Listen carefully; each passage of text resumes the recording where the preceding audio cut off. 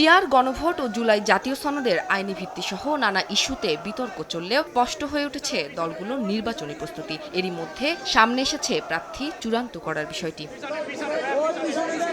সোমবার বিএনপির প্রাথমিক প্রার্থী তালিকা ঘোষণার পর আলোচনায় জামাতের প্রার্থিতা। এর মধ্যে মঙ্গলবার ভোরে দেশে ফিরে বিমানবন্দরে জামাত ইসলামের আমির ডক্টর শফিকুর রহমান জানালেন, সময় মতো চূড়ান্ত প্রার্থী তালিকা প্রকাশ করা হবে। তবে একা নির্বাচন করবে না জামাত, দেশ জাতির স্বার্থে ধারণ করবে আরও অনেককে।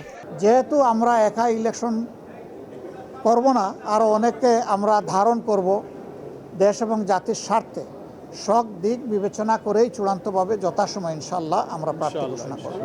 বিভিন্ন দলের মধ্যে মতভিন্নতা থাকলেও তা মতবিরোধ নয় বলেও মন্তব্য করেন জামাত আমির। আমাদের মধ্যে মতানৈক্য হোক, তবে দোয়া করেন মতবিরোধ যেন না হয়।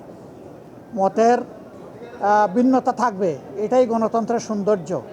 সব দল তো এক দল নয়, সবগুলা দল ভিন্ন ভিন্ন, তাদের দৃষ্টিভঙ্গিতেও কিছু পার্থক্য থাকবে, এটাই স্বাভাবিক। 19 অক্টোবর ওমরা পালনে সৌদি আরবে যান জামাত আমির। পরে যুক্তরাষ্ট্র ও যুক্তরাজ্য সফর করেন তিনি।